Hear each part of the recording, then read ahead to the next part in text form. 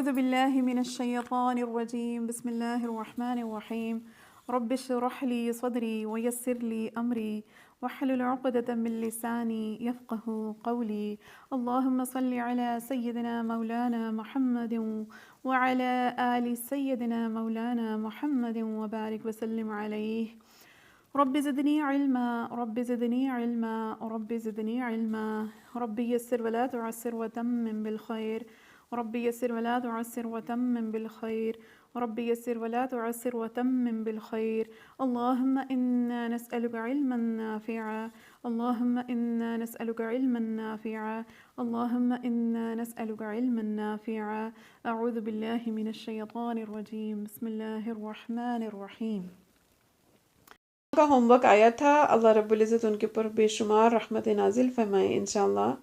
آج ہم سٹارٹ کرتے ہیں ہمارا جملہ انشائیہ. ٹھیک ہے، جملہ خبریہ کے بارے میں تو آپ نے بہت پڑھ لیا کہ اس میں اسم سے شروع ہوتا ہے یا پھر یہ فعل سے شروع ہوتا ہے. جملہ خبریہ اگر اسم سے شروع ہوتا ہے تو جملہ اسمیہ کہلاتا ہے، اگر فعل سے شروع ہوتا ہے تو جملہ فعلیہ کہلاتا ہے. اور جو جملہ اسمیہ ہوتا ہے اس کے دو حصے ہوتے ہیں، ایک کو مبتدا کہتے ہیں، ایک کو خبر کہتے ہیں. اور جو جملہ فعلیہ ہوتا ہے یہ فعل سے شروع ہوتا ہے تو اس کے پہلے حصے کو فعل کہتے ہیں، دوسرے حصے کو فاعل کہتے ہیں، دوسرا حصہ اس کا فاعل ہوتا ہے.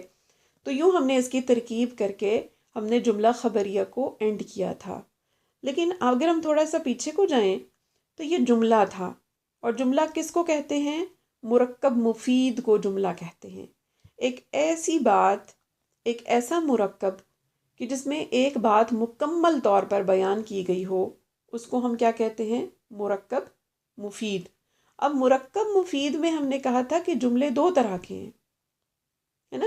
ایک کو ہم نے کہا تھا جملہ خبریہ اور ایک کو ہم نے کہا تھا جملہ انشائیہ. یاد ہے نا آپ کو؟ تو میں آپ کو اسکرین شیئر کرتی ہوں تاکہ ساتھ میں آپ کی بک بھی ہو. تو جملہ خبریہ اور جملہ انشائیہ کی وہاں پہ ہم نے بات کی تھی. پھر میں نے آپ کو کہا تھا کہ جملہ انشائیہ کی کچھ قسمیں بھی ہیں آگے، لیکن آپ ابھی اس کو چھوڑ دیں، ہم انشاءاللہ بعد میں اس کی قسمیں کریں گے. ٹھیک ہے، آپ کو بتایا تھا نا. تو اب ہم آج کرتے ہیں کہ جملہ انشائیہ کیا ہوتا ہے اور جملہ انشائیہ کی قسمیں کیا ہیں. یہ ہم بک سے ہی کر لیتے ہیں، یہ آسان ہے، بک میں ہی کلیئر لکھا ہوا ہے تو آپ کو مشکل نہیں ہوگی یہاں سے. ٹھیک ہے، ہم جملہ انشائیہ دیکھ رہے ہیں اس ٹائم. جملہ انشائیہ کے بارے میں ہم نے کیا کہا تھا کہ اس جملے کے اندر سچی جھوٹی بات کا کوئی پہلو نہیں ہوتا ہے نا. اور انشاء کا مطلب ہوتا ہے کسی بھی چیز کا پیدا کرنا، کسی نئی بات کا پیدا کرنا. ٹھیک ہے، اور یہ اس جملے کی وجہ سے ہم کوئی بھی چیز طلب کرتے ہیں کسی سے. اب طلب کیسے کرتے ہیں، اس کی یہ ساری قسمیں یہاں موجود ہیں، ہم انشاءاللہ ان کو دیکھتے ہیں تو آپ کو کلیئر ہو جائے گا یہ کہ کیسے طلب کرتے ہیں. اس میں سچ یا جھوٹ کا کوئی دخل نہیں ہوتا. اب ہم یہاں پہ آتے ہیں جملہ انشائیہ کی چند قسموں کی طرف. پہلی قسم دیکھیں اس کی. پہلی قسم ایسی ہوتی ہے کہ بعض جملے آپ نوٹ کریں جو ہم نے اگزامپل میں بھی کوٹ کیے تھے کہ جس کو کہتے ہیں امر. امر کا مطلب ہوتا ہے حکم کرنا کسی کو. ٹھیک ہے، امر کا کیا مطلب ہوتا ہے؟ کسی کو حکم کرنا. ٹھیک ہے، مجھے پانی پلا دو، ٹھیک ہے، میرے لیے کھانا لے آؤ. جو بک میں اگزامپل دی ہوئی ہے وہ ہے اضرب. اضرب جو ہے یہ امر کا صیغہ ہے اور یہ ایسا فعل ہے جو ابھی تک آپ نے علم الصرف میں نہیں پڑھا ہے. ٹھیک ہے، لیکن آپ اس کو ایسے ہی بس ذہن میں رکھ لیں کہ اگر کوئی کسی سے کہے کہ تم مارو، ٹھیک ہے، کھانا کھا لو، پانی پی لو، مجھے پلا دو، میرے لیے کھانا لے آؤ، یہ سب اگزامپلس کیا ہیں؟ امر کی ہیں. پھر دوسرا آ جاتا ہے نہیں. نہیں کس کو کہتے ہیں؟ نہیں کا مطلب ہوتا ہے کسی کو کسی بات سے منع کرنا، ہے نا. ہم کہتے ہیں نا امر بالمعروف نہی عن المنکر. کیا مطلب ہوتا ہے اس کا؟ نہیں کا مطلب ہوتا ہے منع کرنا. ٹھیک ہے، نہیں کا مطلب کیا ہوتا ہے؟ منع کرنا. اور عن المنکر یعنی ایسی باتوں سے کہ جن کا کوئی انکار کرے، یعنی کوئی گناہ کے کام کر رہا ہو تو اس کو اس سے منع کیا جائے.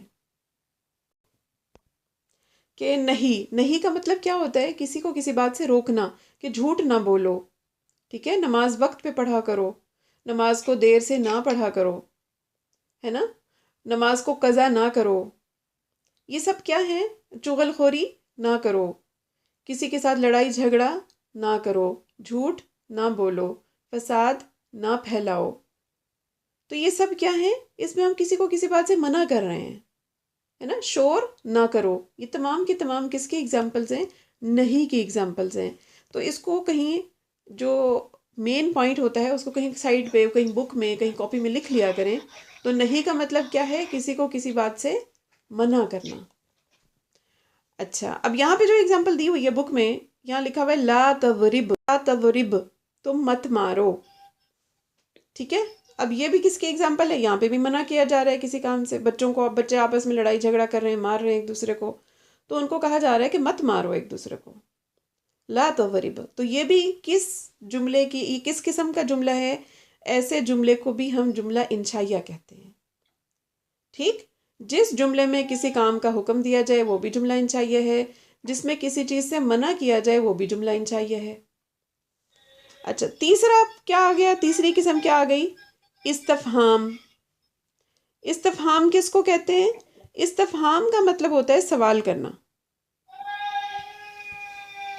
ٹھیک ہے، اچھا پلیز اپنے مائک میوٹ کر لیں. جس کا مائک آن ہے وہ پلیز میوٹ کر لیں تاکہ پیچھے سے کوئی بیک گراؤنڈ کی آواز نہ آئے. اچھا، اب تیسری ایگزامپل کیا ہے؟ استفہام. استفہام کس کو کہتے ہیں؟ سوال کرنا. ٹھیک ہے، اگر کسی جملے میں کسی سے سوال کیا جا رہا ہو تو ایسا جملہ بھی جملہ خبریہ تو نہیں ہوتا نا، ہے نا. اگر میں کسی سے کہوں کہ آپ نے آج کیا پکایا ہے کھانے میں، تو پھر یہ کوئی خبر تھوڑی ہے، خبر تو نہیں ہے. تو ایسا جملہ بھی پھر کیا کہلاتا ہے؟ جملہ انشائیہ کہلاتا ہے. اب یہاں پہ انہوں نے مثال دینے کے لیے آپ کو ایک ایگزامپل دی ہے. ہل ضرب زید، کیا زید نے مارا ہے؟ تو اب اس میں کیونکہ سوال کیا جا رہا ہے، یہ جو ہل لفظ ہے، ہل جو ہے یہ سوال کرنے کے لیے آتا ہے، اس کو ذہن میں رکھیں. ٹھیک ہے، ہل کا مطلب ہوتا ہے کیا. ٹھیک، تو یہ استفہام ہے، سوال کرنا ہے. تو ایسا جملہ کہ جس میں کسی سے سوال کیا جائے وہ جملہ بھی جملہ انشائیہ کہلاتا ہے. چوتھی اگزامپل دیکھ لیں. اگر کہیں پہ کوئی تمنا کی بات ہو، تمنا کس کو کہتے ہیں؟ کسی چیز کی خواہش کرنا. ٹھیک ہے، تو تمنا کس کو کہتے ہیں؟ کسی چیز کی خواہش کرنا. کہ جیسے ہم کہیں کہ کاش ایسا ہو جاتا، ہے نا، کاش ہمارے ملک کے حکمران اچھے ہوتے. تو یہ کیا ہے؟ یہ تمنا ہے. اب دیکھیے گا کہ قرآن پاک میں بھی بعض جگہوں پر تمنا کا صیغہ استعمال کیا گیا ہے. وہ کیسے استعمال کیا گیا ہے؟ کہ جب کافر لوگ قیامت کے روز جہنم کو دیکھیں گے، روز جزا کو دیکھیں گے، اللہ رب العزت اور حق ان کے اوپر جب واضح ہوگا تو وہ کہیں گے کاش ہم مٹی بن گئے ہوتے. یا لیتنی کنت ترابا، کاش کہ میں مٹی ہو جاتا. تو یہ قرآن پاک کی آیت مبارکہ ہے. یا لیتنی کنت ترابا، کاش میں مٹی بن گیا ہوتا. یہ جو کاش کے صیغے ہیں نا، یہ قرآن پاک میں آئے ہیں. تو ایسے تمام جملے جو ہیں یہ جملہ انشائیہ کہلاتے ہیں.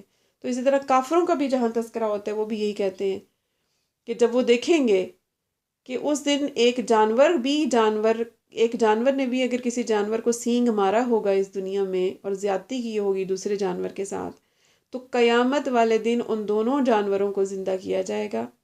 جس جانور نے زیادتی کی تھی اس کو دوسرا جانور سینگ مارے گا اور پھر ان دونوں کو مٹی بنا دیا جائے گا. تو جب ایسا ہوتا کافر دیکھیں گے تو تب وہ اظہار کریں گے کہ یا لیتنی کنت ترابا، کہ کاش میں بھی مٹی ہو گیا ہوتا. تو یہ جو تمنا کا اظہار ہے، خواہش کا اظہار ہے، اور یہ لیتا کے ساتھ بھی آتا ہے. ٹھیک ہے، یا لیتنی. اب آیت مبارکہ میں کیا آتا ہے؟ یا لیتنی. تو یہ وہاں پہ بھی لیتا کا ہی لفظ آیا ہے. لیتا کا مطلب کیا ہوتا ہے؟ کہ کاش ایسا ہو جائے. لیت زیدن حاضر، کاش زید حاضر ہوتا، یعنی کاش زید آج آیا ہوتا. مثال کے طور پہ دو بچے ہیں، اور ایک بچہ دوسرے کو مس کر رہا ہے اور وہ کہہ رہا ہے کہ کاش زید آج آیا ہوتا. ٹھیک ہے، تو یہ جو تمنا والے فکرے ہیں، جملے ہیں، یہ بھی جملہ انشائیہ میں آتے ہیں. پھر آپ کے پاس آتا ہے ترجی. ترجی کس کو کہتے ہیں؟ امید کو کہتے ہیں. سمجھ آئی؟ ترجی کس کو کہتے ہیں؟ امید کو کہتے ہیں کہ شاید ایسا ہو جائے. ہم سب اللہ رب العزت سے کی رحمت پہ بہت زیادہ بھروسہ کرتے ہیں اور امید رکھتے ہیں کہ اللہ رب العزت ہمارے گناہوں کو بخش دیں گے. تو ترجی جو امید ہوتی ہے، اس کو ظاہر کرنے کے لیے کیسے ہم سنٹینس بناتے ہیں؟ فار ایگزامپل، لعل امرن غائب، امید ہے کہ امر غائب ہوگا. یعنی جو بھی بات جس میں امید رکھ کر بات کی جائے کہ امید ہے ایسا ہوا ہوگا، ہے نا، امید ہے کہ حالات اچھے ہو جائیں گے ہمارے ملکوں کے انشاءاللہ، اللہ رب العزت اپنی رحمت فرما دیں. تو ترجی کیا ہے؟ امید کے لیے آتا ہے. تو ایسے تمام جملے جن میں امید کے ساتھ بات کی جائے، وہ تمام جملے بھی کیا کہلاتے ہیں؟ جملہ انشائیہ کی ہی ایک قسم ہے. ایسے جملوں کو ہم جملہ خبریہ نہیں کہتے. اچھا، اس کے بعد آتا ہے عقود. عقود کس کو کہتے ہیں؟ عقود کہتے ہیں عقد کو. اور عقد کس کو کہتے ہیں؟ معاہدے کو. سمجھ آئی؟ اب معاہدہ کیا ہے؟ مثال اس کی کیا ہے؟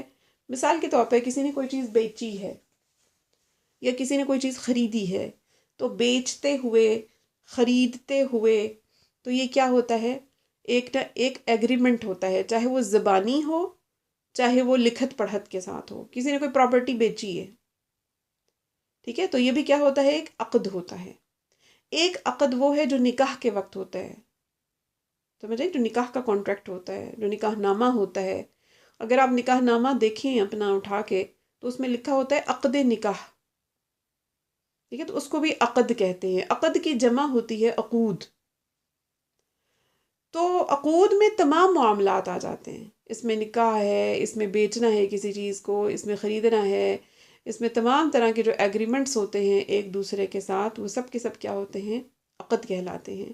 تو ایسے تمام جملے کہ جس میں عقد کی بات کی جائے، وہ بھی کیا ہوتے ہیں؟ جملہ انشائیہ ہوتے ہیں، جملہ خبریہ نہیں ہوتے.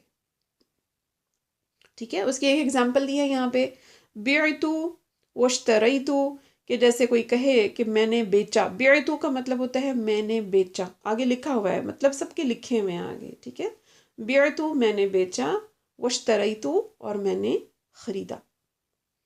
تو ایسا جملہ جس میں معاملات کی بات ہو، عقد کی بات ہو، وہ بھی جملہ خبریہ نہیں ہوگا بلکہ جملہ انشائیہ ہوگا. اس کے علاوہ ندا. ندا کس کو کہتے ہیں؟ کسی کو پکارنا. جیسے ہم کہتے ہیں یا اللہ. ٹھیک ہے، تو جو یہ لفظ ہے یا زبر الف یا، یہ کسی کو پکارنے کے لیے آتا ہے. ٹھیک ہے، تو اگر کسی جملے میں کسی کو پکارا جائے تو پھر یہ ایسا جملہ بھی کیا کہلاتا ہے؟ جملہ انشائیہ کہلاتا ہے. اور یہ جو یا زبر الف یا ہے، اس کو کہتے ہیں حرف ندا. یعنی یہ ایسا حرف ہے جو کسی کو پکارنے کے لیے استعمال کیا جاتا ہے.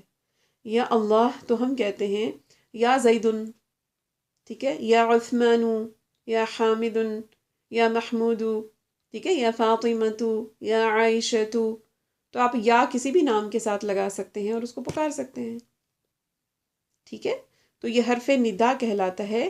اور ایسا جملہ جس میں کسی کو پکارا جائے، جس میں حرف ندا کو استعمال کیا جائے، ایسے جملے کو بھی جملہ انشائیہ کہتے ہیں. یہ جملہ خبریہ نہیں ہوتا. نیکسٹ دیکھیے ہمارے پاس کیا ہے کہ عرض. عرض کا کیا مطلب ہوتا ہے؟ عرض میں ریکویسٹ آ جاتی ہے. ٹھیک ہے، ریکویسٹ آ جاتی ہے، کسی کو سمجھانا آ جاتا ہے عرض میں. جیسے یہاں پہ ایک ایگزامپل دی ہے، الا تأتینی فأعطیک دینارا. اب اس میں جو الا حرف آیا ہوا ہے، لا، آ کا مطلب ہوتا ہے، الا کا اگر اکٹھا لکھا جائے تو اس کا مطلب بنتا ہے کیوں نہیں. تأتینی، تم میرے پاس کیوں نہیں آتے، فأعطیک دینارا، کہ تمہیں دینار دیے جائیں. سمجھ آئی؟ تو ایسا جملہ کہ جس میں عرض ہو، کسی بات کی ریکویسٹ ہو، التجا ہو، یا پھر کسی کو سمجھانا ہو، تو ایسے جملے بھی کیا ہوتے ہیں؟ جملہ خبریہ نہیں ہوتے، بلکہ ایسے جملے بھی کیا ہوتے ہیں؟ جملہ انشائیہ کہلاتے ہیں۔ اسی طرح پھر آ جاتا ہے قسم۔ قسم جو ہے قرآن پاک میں اللہ رب العزت نے بھی بہت زیادہ چیزیں ایسی ہیں جن کی قسم کھائی ہے۔ خاص طور پہ قسم کی ایگزامپلز میں آپ کو جو آخری سپارہ ہے، پارہ نمبر 30 پارہ میں بہت ساری صورتیں ایسی ہیں جو کہ جن کا پہلا حرف آپ کو واو ملتا ہے، ٹھیک ہے؟ والنازعات غرقا، ٹھیک ہے؟ سورۃ النازعات کو دیکھ لیں۔ والتین والزیتون، سورۃ التین کو دیکھ لیں، ٹھیک ہے؟ والعصر، سورۃ العصر کی پہلی آیت مبارکہ دیکھ لیں۔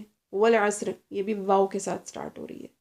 تو واو ایک ایسا حرف ہے جو قسم کے لیے استعمال کیا جاتا ہے، لیکن قسم کے لیے صرف واو کا استعمال نہیں کیا جاتا، کچھ اور حروف بھی ایسے آتے ہیں کہ جو قسم کھانے کے لیے استعمال کیے جاتے ہیں، جن میں ایک تاللہ، تا زبر تا بھی ایک ایسا حرف ہے کہ جہاں پر آ جائے تو وہاں پہ جیسے تاللہ اگر کہیں پر لکھا ہوا ہے، جیسے یہاں لکھا ہوا ہے نا واللہ، تو واللہ کیا ہے؟ قسم کھانے کے لیے آتا ہے۔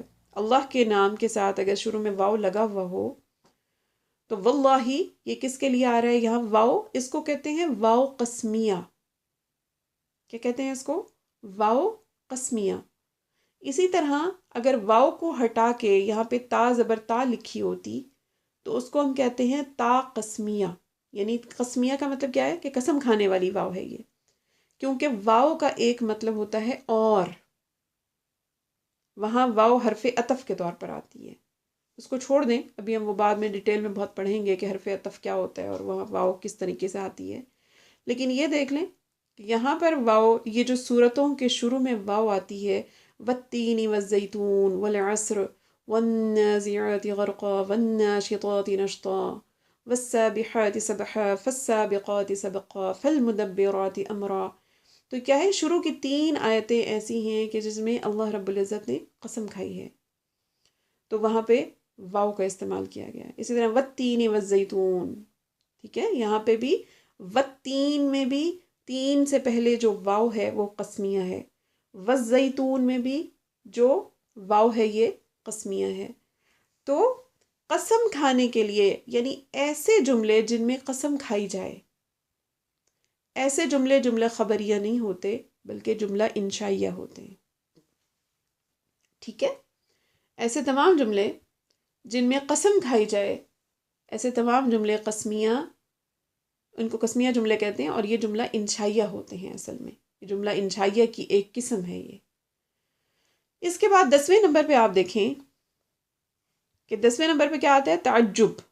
تعجب کا کیا مطلب ہوتا ہے؟ یعنی جب انسان کسی بات پہ حیران ہوتا ہے، تعجب ہوتا ہے اس کو کسی بات پہ، وہ بہت خوشی والی حیرانی ہوتی ہے مثال کے طور پہ۔ تو ایسے بھی جملے کیا کہلاتے ہیں؟ ایسے جملے بھی جملہ انشائیہ کہلاتے ہیں، جملہ خبریہ نہیں ہوتے وہ، ٹھیک ہے؟ اب جملہ انشائیہ کی یہ تعجب کی ایک ایگزامپل دیکھیں، یہاں پہ دی ہوئی ہے انہوں نے، ما احسنہ۔ اب یہ عربی میں اگر کوئی کسی بڑی ہی خوبصورت چیز کو دیکھتا ہے تو وہ کہتے ہیں ما احسنہ، کہ کتنا حسین ہے یہ، ہے نا؟ تو یہ مخصوص قسم کا صیغہ ہوتا ہے جو تعجب کے لیے استعمال کیا جاتا ہے۔ تعجب مطلب حیرت، خوشی والی حیرانی۔ اسی طرح یوں بھی کہا جاتا ہے عربی میں کہ احسن بھی، کہ کس قدر حسین ہے یہ، ٹھیک ہے؟ تو ایسے تمام جملے جن میں اس طرح کی کوئی بات ہو جس میں کسی بات پہ حیرانی ہو انسان کو، تو ایسے جملے بھی کیا کہلاتے ہیں؟ جملہ انشائیہ کہلاتے ہیں، جملہ خبریہ نہیں ہوتے یہ۔ تو یہاں تک ہمارے پاس جو ٹاپک تھا وہ جملہ انشائیہ کا تھا۔ جملہ انشائیہ کی جو 10 قسمیں میں نے آپ کو بتائی تھیں پچھلی کلاسز میں، تو وہ آج ہم نے 10 کو گو تھرو کر لیا ہے۔ اصل مقصد یہ نہیں ہے کہ یہ آپ کو بہت اچھی سی رٹی ہوئی ہوں، مقصد آپ کے سامنے یہ واضح کرنا ہے کہ جملہ خبریہ تو آپ پہلے پڑھ چکے ہیں کہ جملہ خبریہ کیا ہوتا ہے. تو اب جو پورا دن میں ہم باتیں کرتے ہیں ان میں اس طرح کے جملے بھی تو آتے ہیں کہ جو جملہ خبریہ نہیں ہوتے، تو پھر ان تمام جملوں کو ہم کیا کہتے ہیں؟ جملہ انشائیہ کہتے ہیں، جس میں کسی کو کوئی حکم دیا جا رہا ہو، جس میں کسی کو کسی بات سے منع کیا جا رہا ہو، جس میں کسی سے کوئی سوال کیا جا رہا ہو، استفہام جس کو کہتے ہیں، کسی بات کی تمنا کی جا رہی ہو، یعنی خواہش کی جا رہی ہو، ہے نا، کہ کاش میرے پر لگ جائیں اور میں اڑ کے کعبہ پہنچ جاؤں، ہے نا، مکہ مدینہ پہنچ جاؤں، میں سیر کر رہا ہوں مکہ مدینہ کی. تو یہ کیا ہے؟ ایک تمنا ہے، ایک خواہش ہے. اور جو تمنا ہوتی ہے وہ ایسی بھی ہو سکتی ہے کہ جو ممکنات میں سے ہو، اور ایسی بھی ہو سکتی ہے جو ناممکنات میں سے ہو. پھر اسی طرح ترجی ہے، یعنی کہ امید. ٹھیک ہے، اور امید کو ظاہر کرنے کے لیے عربی میں کس طرح کے جملے ہوتے ہیں جن کے شروع میں لعل لکھا ہوا. لعل کا اصل میں مطلب ہوتا ہے کہ شاید. یہ شاید کے معنی میں بھی آتا ہے اور امید کے معنی میں بھی آتا ہے کہ شاید کہ ایسا ہو جائے، شاید آج زید آیا ہو، ہے نا، شاید زید نے یہ کام کر لیا ہو، شاید آج ہمارے گھر مہمان آئیں، ہے نا. تو یہ اس طرح کے جملے بھی کیا ہوتے ہیں؟ یہ بھی جملہ انشائیہ ہوتے ہیں. اسی طرح عقود کی ہم نے بات کی کہ تمام جو عقد ہوتے ہیں، کسی نے کسی چیز کو بیچنا ہے، کسی نے کسی چیز کو خریدا ہے، کسی نے نکاح کیا ہے، اسی طرح جتنے بھی معاملات آ جاتے ہیں وہ سب، جو کچھ ریٹن میں بھی ہو سکتے ہیں، زبانی کلامی بھی ہو سکتے ہیں، یہ سب کیا آتے ہیں؟ یہ عقود کہلاتے ہیں. اچھا، اس کے بعد ہمارے پاس ہے نیکسٹ ایگزامپل میں ندا. ندا کیا ہے؟ حرف ندا، یعنی کسی کو پکارا جائے جس جملے کے اندر. اور پکارنے کے لیے ہم کون سا حرف استعمال کرتے ہیں؟ یا زبر الف، یا اللہ. ٹھیک ہے، یا زید، یا فاطمۃ، یا عائشۃ، ٹھیک، یا عثمان، یا طلحۃ، کسی کو بھی پکارا جا سکتا ہے. اسی طرح عرض آ جاتا ہے، یعنی کہ جس میں کسی کو کسی بات کی ریکویسٹ کی جائے. ٹھیک. اسی طرح قسم آ جاتا ہے کہ ایسے تمام جملے جن میں قسم کھائی جائے یہ بھی خبریہ نہیں ہوتے، یہ انشائیہ ہوتے ہیں. اسی طرح جہاں تعجب کا اظہار کیا جائے، حیرت کا اظہار کیا جائے، تعجب کا مطلب ہوتا ہے حیرانی، جہاں حیرت ہو کسی بات کے اوپر جس جملے میں، تو وہ بھی کیا ہوتے ہیں؟ جملہ انشائیہ ہوتے ہیں، جملہ خبریہ نہیں ہوتے. سمجھ آئی یہاں تک بات؟ ہاں جی بیٹا. شکر، الحمد للہ.